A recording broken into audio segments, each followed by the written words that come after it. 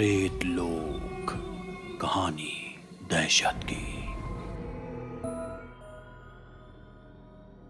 आदित्य अपने दिन का आधे से ज्यादा वक्त फोन पर बिताता था।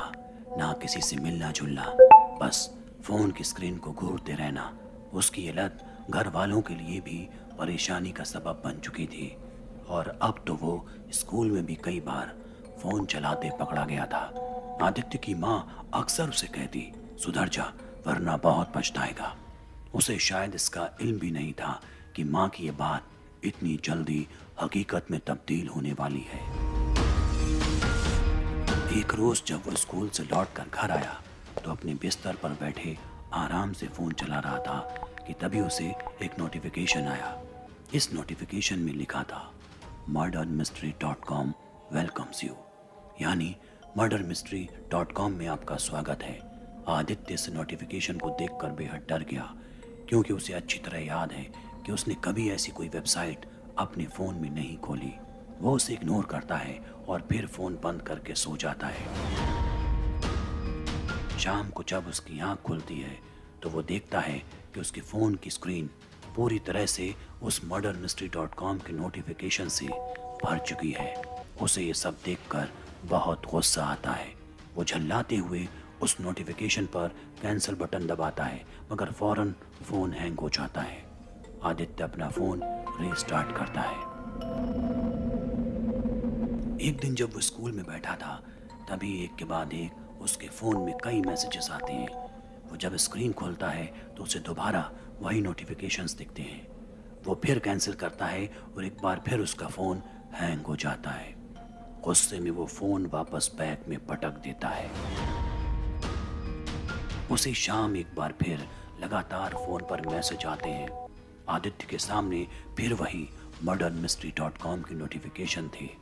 इस बार वो जानता था कि अगर कैंसिल पर क्लिक किया तो फिर फ़ोन हैंग हो जाएगा। लिहाजा वो इस वेबसाइट को खोलकर उसके अंदर क्या है ये देखने की कोशिश करता है, मगर शायद ये उसके जीवन की सबसे बड़ी गलती थी। जैसे ही आदित्य उस वेबसाइट को खोलता है, एक वीडियो कॉल स्टार्ट हो जाती है। आदित्य का कैमरा उसकी तस्वीरें खींचने लगता है और सामने एक अजीब सी लड़की कमरे में बैठी नजर आती है। उस लड़की का चेहरा बेहद ही अजीब और डरावना था। शुरुआत में आदित्य को लगता है जैसे उसने किसी भूत को देख लिया हो, मगर फिर उसे लगता है ये कोई मजाक है। वह स्क्रीन को बंद करने की कोशिश करता है, मगर फ़ोन एक बार फिर हैंग हो जाता है। कुछ ही देर की बात थी कि आदित्य के अपनी गैलरी के फ़ोटो भी उस वेबसाइट पर अपलोड हो जाते हैं, जिस पर अब लिखा होता है, योर टाइम स्टार्ट्स नाउ, यानी तुम्हारा समय अब शुरू होता है। आदित्य कुछ समझ नहीं पाता।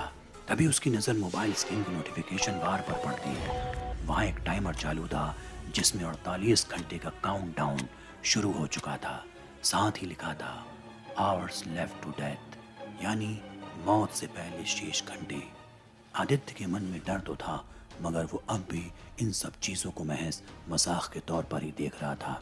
तभी अचानक स्क्रीन पर नजर आ रही वो लड़की हरकत करती है और दौड़ते हुए अपना चेहरा मोबाइल स्क्रीन के पास ले आती है। उसे करीब से देखते ही आदित्य के होश उड़ जाते हैं। वो वही लड़की थी जिसने कुछ महीने पहले खुदकुशी कर ली थी। उसने फौरन हाथ से मोबाइल छोड़ दिया। उसकी वो रात डर की जद में निकली। अगली सुबह स्कूल जाने से पहले उसने अपना फ़ोन चेक किया। फ़ोन पर लिखा था, 24 घंटे और बाकी हैं। वो दिन भी निकला। वो समझ नहीं पा रहा था कि किसी को कैसे बताए इस बारे में, मगर हिम्मत करके उसने अपने दोस्त को सारी बात बताई। दोस्त ने सोचा कि आदित्य पागल हो गया है। वो लड़की जो कुछ महीने पहले ही मर चुकी है, वो वीडियो कॉल कैसे कर सकती है।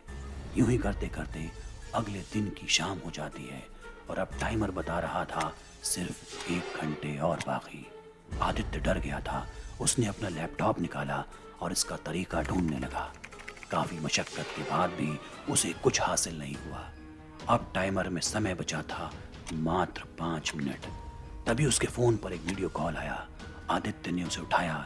एक बार फिर वही लड़की उसके सामने आई, मुस्कुराई और बोली, मैंने अपना बदला ले लिया।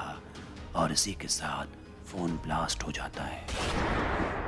आवाज सुनकर आदित्य के माँ बाप कमरे में आते हैं तो देखते हैं कि आदित्य का चेहरा पूरी तरह से जला हुआ है और उसकी मौके पर ही मौत हो गई।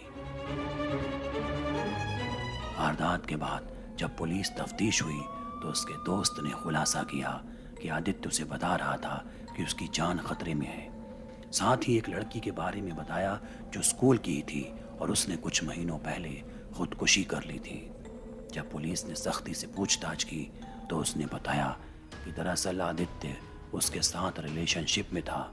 उसने धोखे से उस लड़की के निजी फोटो मांगे और वायरल कर दिए, जिसके बाद वो डिप्रेशन में आ गई और मजबूर होकर आत्महत्या कर ली। शायद आज इतने महीनों बाद उसने आदित्य के मोबाइल के जरिए अपना बदला ले लिया।